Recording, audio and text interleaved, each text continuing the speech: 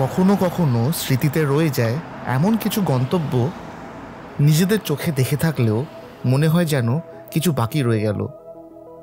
সেই বাকিটাই পূর্ণ করতে নিয়ে এলাম আরেকটি গল্প। শুরু করি চলুন মা বাবা এলো আমেরিকা সিরিজের 3য় পর্ব।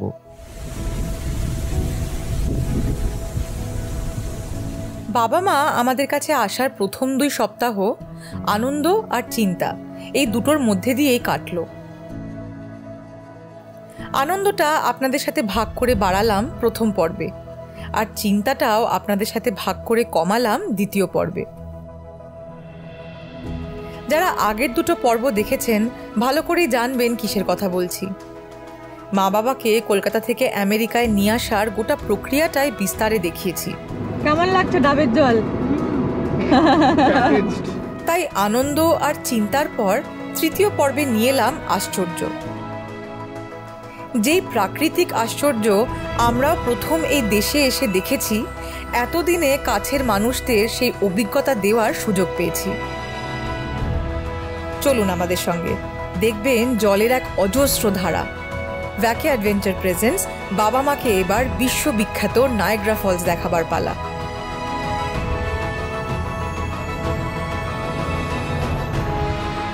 এমন এক প্রাকৃতিক আশ্চর্য যেটা আমাদের 2য়বার আসতে বাধ্য করল। আগের বার বন্ধুদের সাথে এলেও আরেকবার গোটা পরিবারকেই একসাথে টেনে নিয়ে এলো। একে যেমন তেমন জায়গা একদমই ভাববেন না। পৃথিবীর এই প্রান্তে এলে একে না দেখে কেউ যেতে পারে না। নায়াগ্রা ফলস চিরকাল মানুষকে শুধুমাত্র এর সৌন্দর্যের জন্যে আকর্ষিত করেনি। এই জলের গতিকে ব্যবহার করে এক সময় আবিষ্কার হয়েছিল একটি যন্ত্র, যেটার সাহায্যে বিদ্যুৎ উৎপন্ন করে এক জায়গা থেকে আরেক জায়গা প্রথমবার পাঠানো গেছিল। জানবেন হয়তো আবিষ্কর্তা এবং তার আবিষ্কার। গল্পে শেষ অবধি থাকলে সবটাই গুছিয়ে বলবো আরেকবার। ফিরে এলাম আপনাদের সামনে আমাদের আমেরিকায় কাটানো কিছু অমূল্য মুহূর্ত থেকে একটা পাতা নিয়ে। সবাই মিলে আবার যাই চলুন the world's most famous falls Niagara ফলসের দিকে। গল্পটা শুরু করছি এই দেশে আমাদের বাড়ি শহর রিচমন্ড থেকে। দিনটা ছিল শনিবার। আমরা যেখানে থাকি সেখান থেকে নায়াগ্রা ফলসের ডিস্টেন্স 500 মাইল, মানে ওই ধরুন 800 কিলোমিটারের মতন। আপ ডাউন মিলিয়ে 1600 কিলোমিটারেরও বেশি। মা বাবা যবে থেকে আমেরিকা আসবে বলে সিদ্ধান্ত নিয়েছিল, একটা শর্ত দিয়েই রেখেছিল, আর কোথাও যাই বা না যাই নায়াগ্রা ফলস যেতেই হবে এবং গোটা পরিবারের সাথে নায়াগ্রা ফলসের সাথে ছবি তুলতেই হবে। কিন্তু শুধু বলে দিলেই তো আর কাজ শেষ না। চলো চলে নায়াগ্রা। ইয়েস,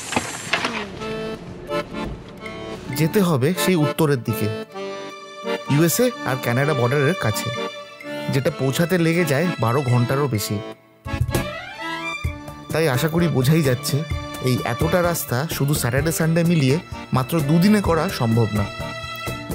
পুরো ট্রিপটা করতে 3টে দিন মিনিমাম তো লাগবেই। একটাই খালি আমাদের সুবিধে ছিল যে আমি আর সুস্মিতা আগেই লম্বা যাত্রাটা নিজেরা করেছি এবং বেশ ভালোই অভিজ্ঞতা পেয়েছি। সেই ভিডিও চ্যানেলে আছে, আপনাদের মধ্যে অনেকেই হয়তো দেখেছে। পাগল হয়ে যাচ্ছি আমি। যেহেতু সব দিক দিয়ে সুষ্ঠুভাবে আমরা গোটা ট্রিপটা আগে করেছিলাম, সেই অভিজ্ঞতাটা নিয়েই বাবা মাকে এতটা দূরে নিয়ে যাওয়ার কনফিডেন্স পেয়েছিলাম।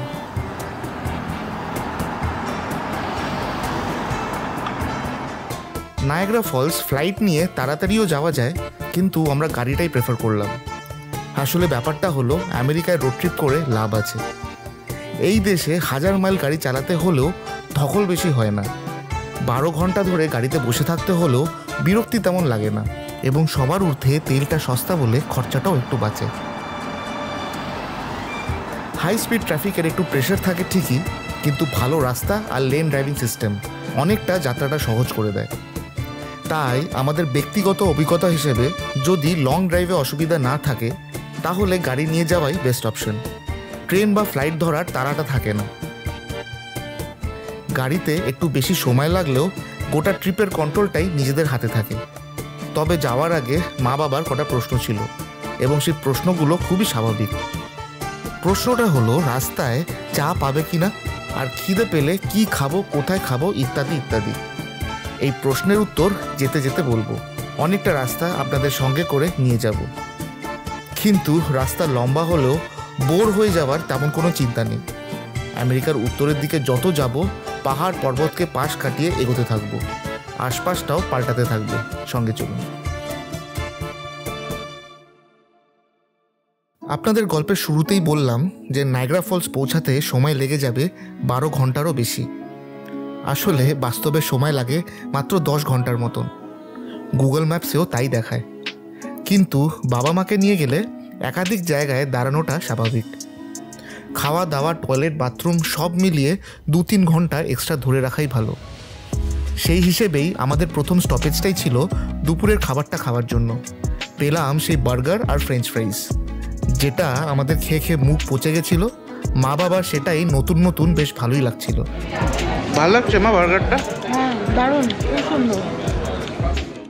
চলুন, লাঞ্চ কমপ্লিট হলো, এগোই। আমরা যত এগোচ্ছিলাম নর্থের দিকে বাইরের ল্যান্ডস্কেপটা এবার পাল্টাতে দেখছিলাম। পাহাড়ের মাঝখান দিয়ে আঁকা বাঁকা রাস্তা দেখতে পাচ্ছিলাম।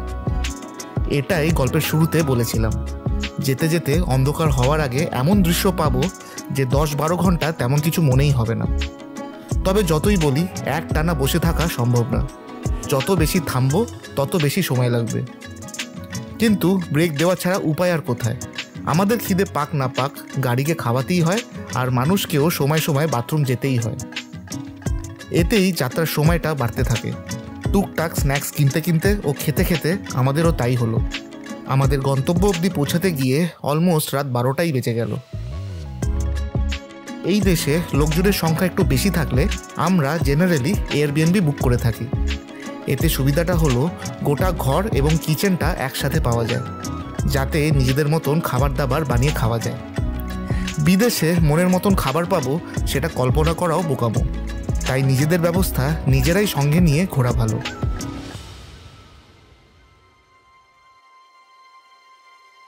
আমরা যেই বাড়িটা বুক করেছিলাম সেটাতে ছিল 2টো বেডরুম, একটা আমাদের আর একটা বাবা মাদের। তার সাথে একটা হল ঘর, যেখানে একটা ডাইনিং টেবিল আর একটা সোফা রাখা। 4 থেকে 5 জন থাকলে এটাই যথেষ্ট।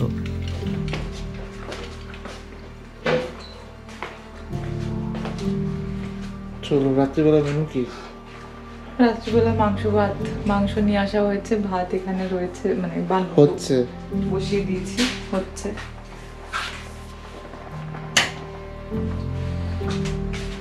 এই দেখ মশু, জলের বোতল দিয়েছে এখানে। We can take this tomorrow. চলো, ঢুকতে ঢুকতে অনেকটা রাত হলো, অলমোস্ট 12টা বেজে গেল। আমরা 1 ঘন্টা আগে ঢুকতাম। সেদিন রাতে আর বেশি গল্প করিনি, তাড়াতাড়ি খেয়ে দিয়ে শুয়ে পড়লাম। পরের দিন সকাল সকাল উঠে গোটা নায়াগ্রা ফলস স্টেট পার্কটাই ঘুরে দেখার কথা, এবং সেটারই ছিল অপেক্ষা।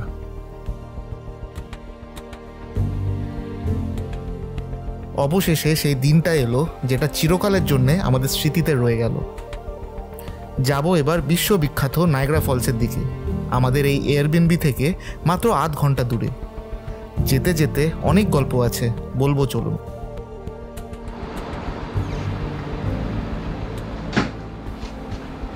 আজকে আপনাদের আবার নায়াগ্রা নিয়ে যাই, সঙ্গে বাবা মাকেও দেখাই। চলুন সঙ্গে। তবে সবার আগে নায়াগ্রা ফলসের একটি ইন্টারেস্টিং ইতিহাস আছে, সেইটা আগে শুনুন। যে নায়াগ্রার ছবি আমরা সবাই দেখেছি, ইতিহাসের পাতায় কিন্তু তার এক অন্য চিত্র ছিল।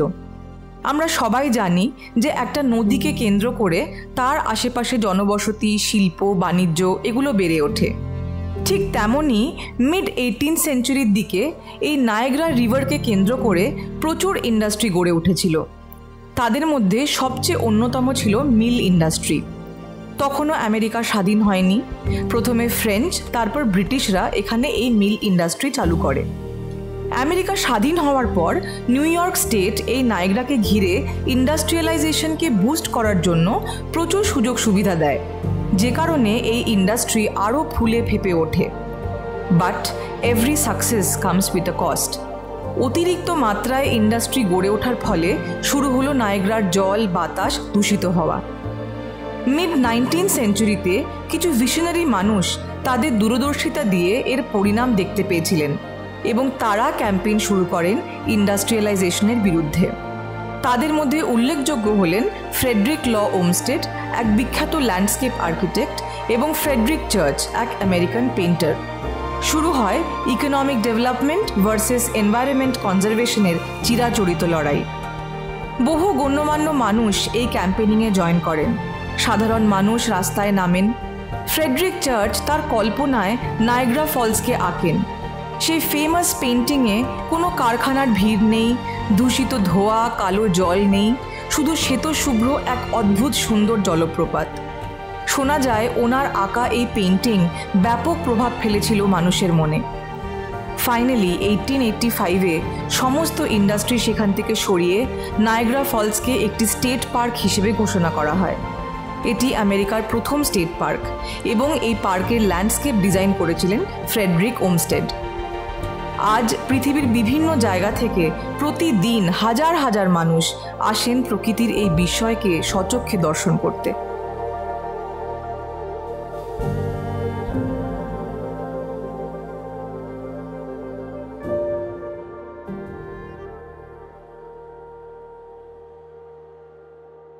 আমাদের এয়ারবিএনবি থেকে বেরিয়ে নায়াগ্রা ফলস ছিল মাত্র 30 মিনিটের ডিস্টেন্সে।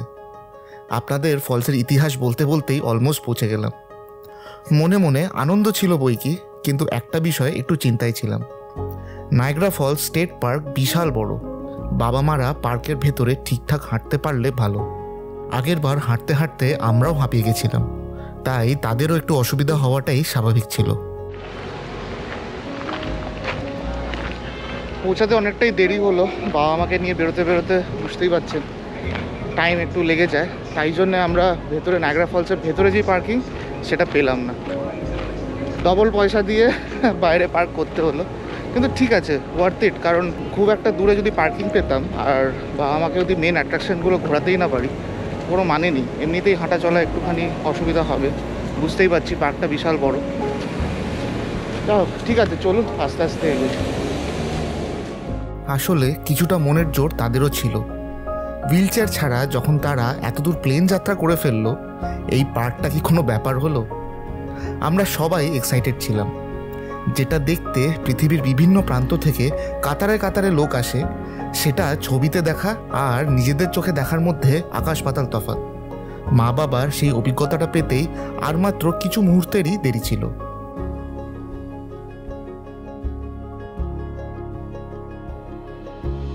এই মুহূর্তটা পেতে প্রচুর অপেক্ষা করলাম।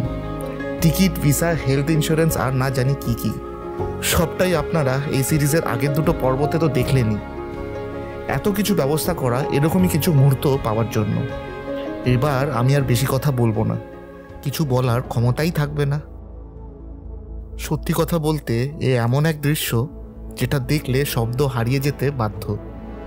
তাই চলুন, যেটা দেখতে এত দূরে আসা, বলা যায় একে প্রকৃতির কি অদ্ভুত তামাশা।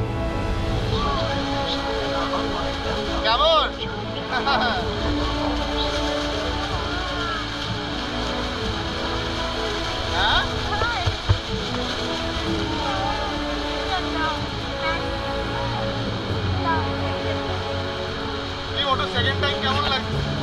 দারুণ, বাবা মার এক্সাইটমেন্ট দেখে এক্সাইটেড লাগছে।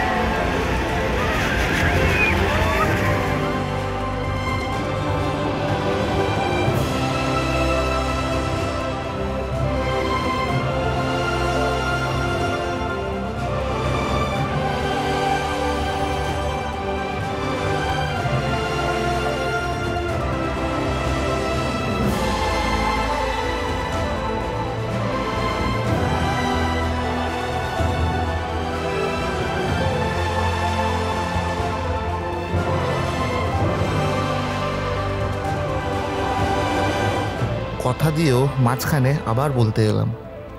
না চাইতেও একটা অনুভূতি শেয়ার করতে বাধ্য হলাম। এই যে মা বাবাদের চোখে মুখে যেই হাসি আর উৎসাহটা দেখছেন, তখন মনে হচ্ছিল যেন তারা তাদের ছোটবেলা থেকে কিছু মুহূর্ত হয়তো ফেরত পেয়েছে। বেড়ানোর অন্য কোনো চিন্তা ছাড়া শুধু এই প্রাকৃতিক আশ্চর্যের আনন্দটাই পাচ্ছে। এরকম মুহূর্ত না জানি কবে থেকে তারা আমাদের খালি একতরফা দিয়েই এসেছে, যেটার হিসেব হয়তো এতদিন ধরে কেউ না কেউ করে রেখেছে, যে আজকে বাবা মা আমাদের হাত ধরে তার কিছুটা অংশ ফেরত পাচ্ছে। যে এই হিসাবটা রাখছে তাকে কেউ ভগবান বলে, আল্লাহ, যীশুখ্রিস্ট বা চিত্রগুপ্ত। আমরা উল্টে মনে করি যে যার নিজেরই কর্মফলের যোগ্য।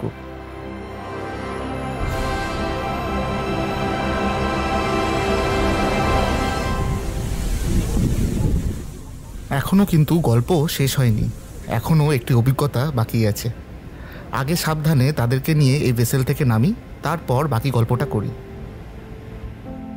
আশা করি মা বাবার সাথে সাথে আপনাদেরকেও ভালোভাবে দেখাতে পারলাম। কিন্তু একটা দৃশ্য এখনও বাকি রয়ে গেল, যেটা ওপর থেকে দেখে বাবা মা আগেই ক্যান্সেল করে দিল। আসলে হাঁটাহাঁটির কনফিডেন্স একটু হলেও কম ছিল। তবে তার জন্যে আপনারা ভুগবেন কেন? আপনাদেরকে এই দৃশ্য অবশ্যই দেখাবো। আগের বারের গল্প থেকে এই পর্ব আরেকবার নিয়ে আসবো। আগের বোট রাইডটার নাম ছিল মেড অফ দ্য মিস্ট, আর এটার নাম কেভ অফ দ্য উইন্ডস।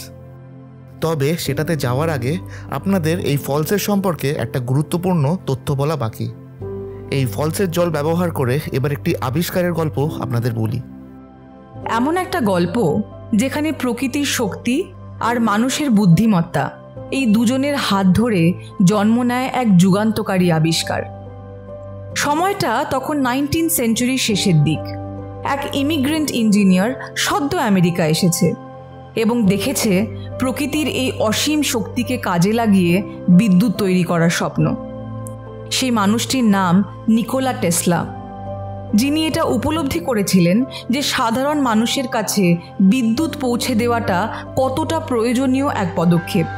সেই সময় ইলেকট্রিসিটি ডিসি কারেন্ট হিসেবে উৎপন্ন হতো, যেটা লং ডিস্টেন্স ট্রান্সমিট করা যেত না। নিকোলা টেসলা এমন এক জেনারেটর বানানোর চেষ্টা করেন যেখান থেকে উৎপন্ন হওয়া কারেন্টকে লং ডিস্টেন্স ট্রান্সমিট করা যায়। এই কর্মযজ্ঞে উনি পাশে পেয়েছিলেন তখনকার এক নামী ইন্ডাস্ট্রিয়ালিস্ট ওয়েস্টিংহাউসকে। ফাইনালি 1895-এ টেসলা এই নায়াগ্রা ফলসের পাওয়ার থেকে প্রথম জেনারেট করেন অল্টারনেটিং কারেন্ট বা এসি কারেন্ট। তৈরি হয় পৃথিবীর প্রথম হাইড্রো ইলেকট্রিক পাওয়ার প্ল্যান্ট। সেই পাওয়ার প্ল্যান্ট থেকে তৈরি হওয়া বিদ্যুৎ ছড়িয়ে পড়ে নিউ ইয়র্ক স্টেটের চতুর্দিকে। সারা বিশ্বের মানুষকে তাক লাগিয়ে দিয়ে এই বিদ্যুতের আলো ছড়িয়ে পড়ে পৃথিবীর প্রতিটা কোণায়। আজ এই মুহূর্তে এমন একটা জায়গায় দাঁড়িয়ে আছি যেখান থেকে প্রায় 150 বছর আগে মানব সভ্যতার এক নতুন যুগের সূচনা হয়েছিল।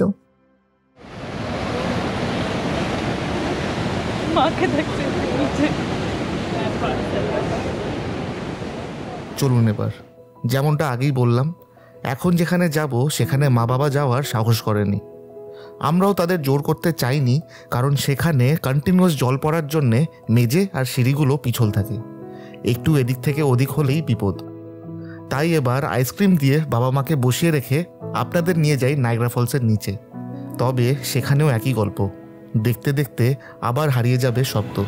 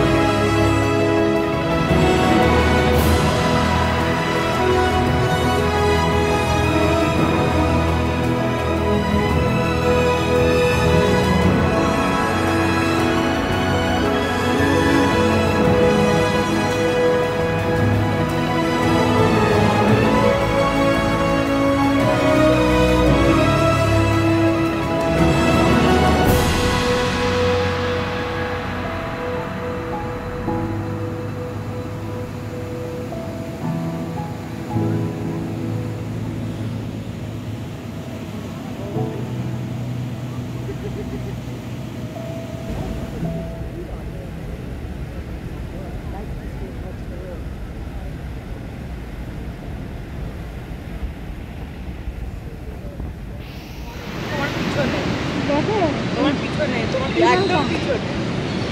ও মা, এই বাবা, হ্যালো হ্যালো, থাকতে একটু থাকতে, আমরা দুজনে ওখানে খাবারের হ্যাঁ, ওই দেখ। এই এই নায়াগ্রা ফলস এই জায়গাটা আমাদের মনের আকাঙ্ক্ষা দুবার পূর্ণ করলো। প্রথমবার যখন নিজেদের বাকেট লিস্ট টিক করতে এসেছিলাম বন্ধুদের সাথে, আর দ্বিতীয়বার যখন কাছের দুটো মানুষকে সঙ্গে করে নিয়ে এলাম এই প্রাকৃতিক আশ্চর্য দেখাতে। দুবার একই জিনিস দেখলেও দুটো অভিজ্ঞতা ছিল একেবারে ভিন্ন স্বাদের। দুবার একই জায়গায় এলেও আসার উদ্দেশ্য ছিল অন্য রকমের। আমরা যেটা অনুভব করলাম, জানি না সেটা কতটা আপনাদের কাছে তুলে ধরতে পারলাম। আমরা গল্পটা বলতে যতটা আনন্দ পেলাম, জানি না তার কত শতাংশ আপনাদের দিতে পারলাম। পারলে কমেন্ট করে অবশ্যই জানাবেন গল্পটা কেমন লাগলো। অপেক্ষায় থাকবো। ভিডিওটি লাইক আর শেয়ার করতে ভুলবেন না। আর যদি চ্যানেলটি ভালো লাগে তাহলে সাবস্ক্রাইব না করে প্লিজ যাবেন না। আবার ফিরবো মা বাবার আমেরিকায় কাটানো আরও কিছু ভালো মুহূর্ত নিয়ে পরের গল্পে। Till then, stay happy, stay safe, goodbye. তাহলে মা কেমন দেখলে নায়গ্রা? দারুণ, ফাটিয়ে দিছে। কি বাবা তোমার? বর্ণনা করা যায় না রে, লাইফ টাইমে একবারই হয়।